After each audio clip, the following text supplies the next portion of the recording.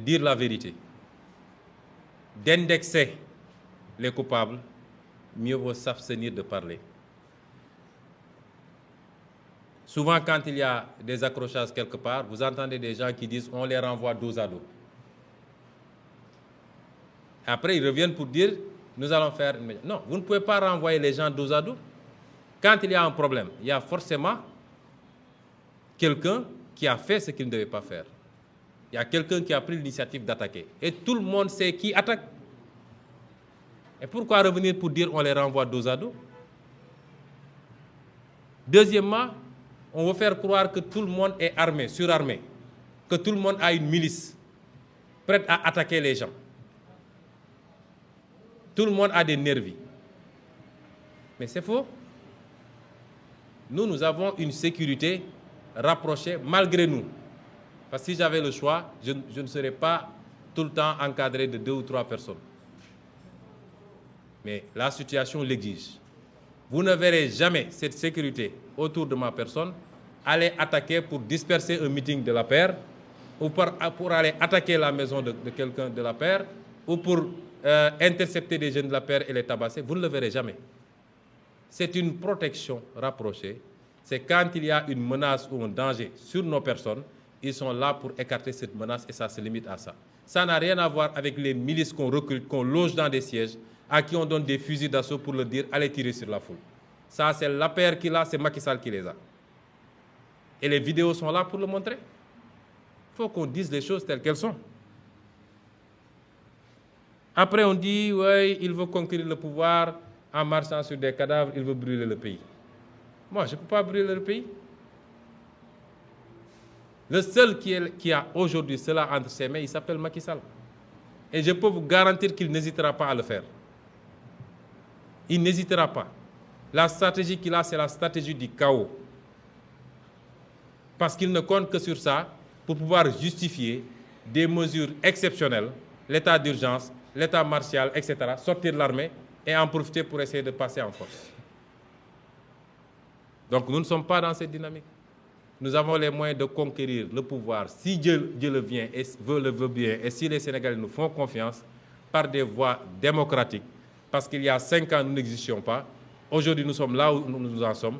Ça veut dire que si on n'est pas obnubilé, on sait qu'on est sur la bonne trajectoire et on n'a pas à être pressé. Nous n'avons que le Sénégal, nous n'avons aucune autre nationalité. Nous n'avons aucun parent ailleurs, nous sommes ici, nous vivons ici, nos enfants vivent ici, ils étudient ici. Quel intérêt nous aurions à brûler le pays? Ils disent également, parce qu'on essaie de nous mettre en mal avec le peuple sénégalais chaque fois, avec l'instrumentalisation d'une certaine communication. Moi, personne ne peut me mettre en mal avec personne. On ne peut pas me mettre en mal avec les dignitaires religieux. Je respecte tout le monde et je crois l'avoir suffisamment démontré. Ce que nous disons, nous considérons être une personnalité, humblement, modestement dans ce pays, suivi, écouté, aimé par des milliers et des milliers, voire des millions de Sénégalais d'ici et de la diaspora, et au-delà même dans tout le continent africain. Beaucoup d'espoirs sont fondés, non pas sur notre personne, mais sur notre projet. Nous considérons qu'à ce stade, si nous avons besoin de parler à une autorité religieuse, nous n'avons pas besoin d'intermédiaires, nous demanderons à être reçus. Si cette audience nous est accordée, nous irons rencontrer la dite autorité religieuse pour lui parler.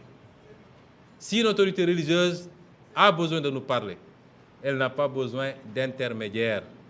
Elle nous fait appeler. Toute affaire cessante, nous irons répondre et écouterons, discuterons, expliquerons.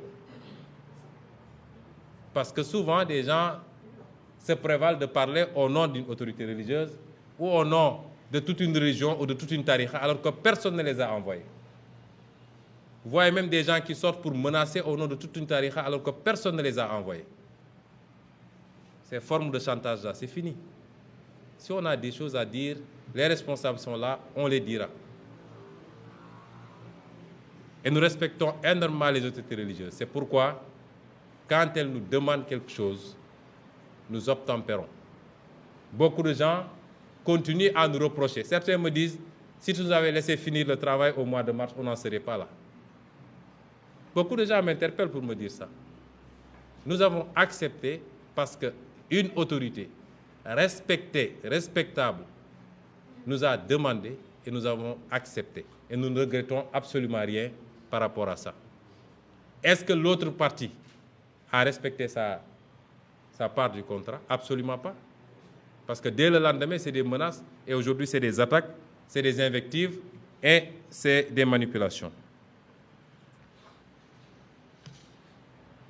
Maintenant, pour l'initiative de la charte, je voudrais simplement dire le respect que j'ai pour les initiateurs de cette charte. Respect qui s'est matérialisé au mois de février, quand ils ont souhaité me rencontrer, je les ai reçus chez moi en pleine crise. Et nous avions eu à discuter longuement. Respect qui s'est matérialisé également dans toute la phase qui est partie du février au mois de mars, où ils ont travaillé étroitement avec le M2D et notamment avec Dr Cheikh Tidiane Dièye. Jusqu'à la journée du 8 mars, ils ont passé la journée avec nos éléments, ils ont discuté, ils ont insisté et demandé à ce qu'un mot d'ordre soit lancé à la jeunesse. Ils étaient en contact permanent avec le préfet, parce que le préfet du préfet, lui, s'était caché en ce moment, et nous avions accepté. Je crois que c'est suffisamment probant pour démontrer que nous avons beaucoup de respect pour ces messieurs. Mais il y a des problèmes. Le premier, c'est que quand je les avais reçus, j'avais posé un certain nombre de questions. De quelle légitimité et de quel pouvoir dispose-t-il pour pouvoir infléchir éventuellement l'autre camp, pour pouvoir lui parler, premièrement.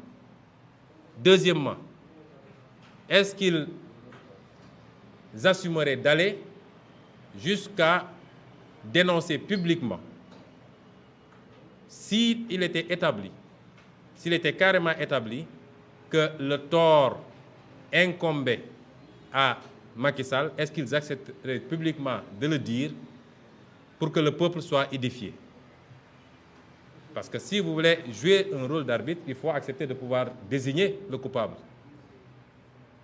J'avais posé également cette question-là. Je n'ai pas eu de réponse et je continue à poser cette question. Quelle est la valeur exécutoire d'une charte signée dans ces conditions-là? De quel pouvoir disposons-nous pour contraindre les uns et les autres à appliquer cette charte? Mais mieux encore, quand on a une constitution et des lois de la République qui régentent déjà cette matière, on dit, je ne parle même pas de violence globale, on dit 2 caméramans se sont battus, l'un a blessé l'autre, ils cherchent un certificat médical, ils portent plainte, on arrête, on juge.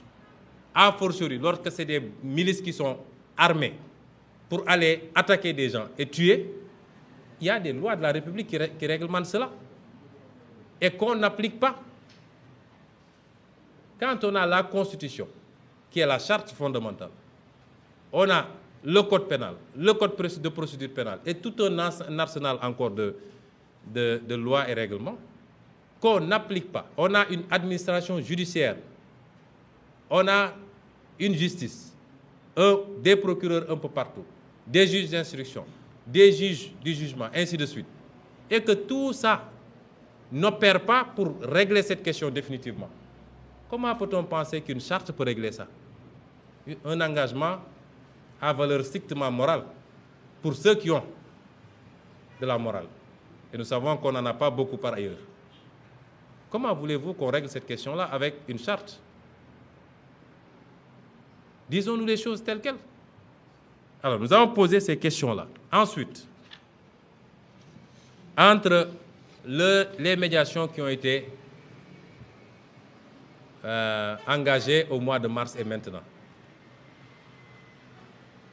les agressions verbales ont repris, les agressions physiques ont repris, les agressions judiciaires ont repris, les agressions policières ont repris. Nous n'avons vu personne pour en parler. Nous n'avons vu personne pour condamner. Nous n'avons vu personne pour réagir. Pourquoi subitement sortir maintenant?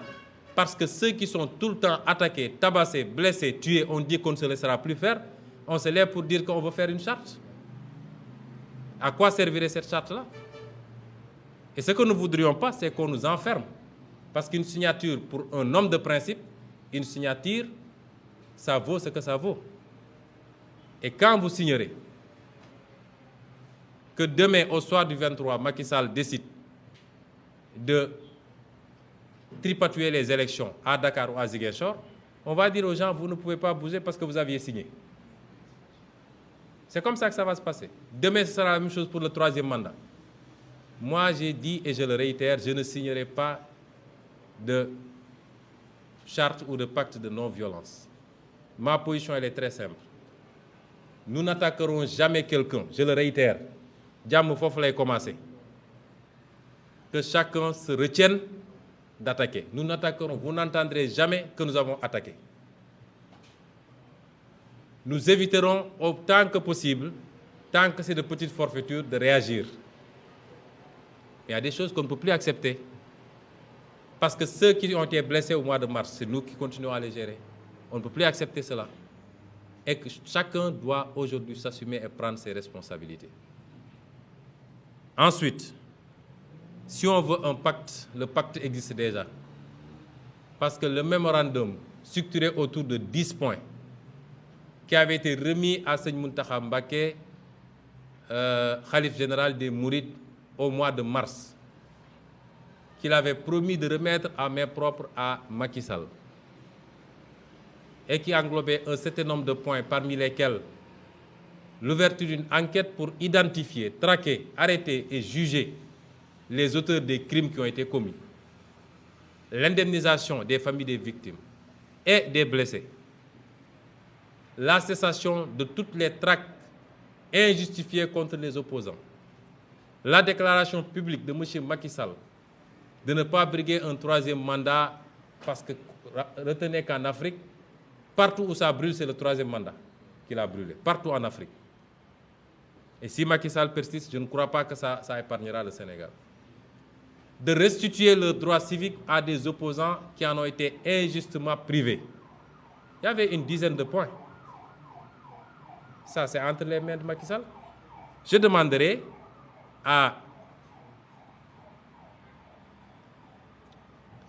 au cadre unifié de l'islam, je leur demanderai humblement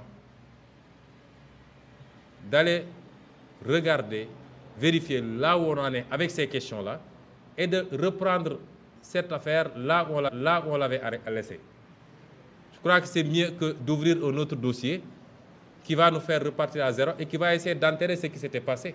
Parce que nous attendons l'ouverture d'une enquête pour identifier les criminels. Ça, c'est extrêmement important. Enfin, je parlerai un peu de la justice, la mascarade qu'il y a eu avant-hier avec le Conseil supérieur de la magistrature. Je dirais simplement que malheureusement, chaque Conseil supérieur de la magistrature se tient avec son lot de complots, de règlements de compte, d'exclusion de magistrats qui n'ont commis aucune faute que leur dignité.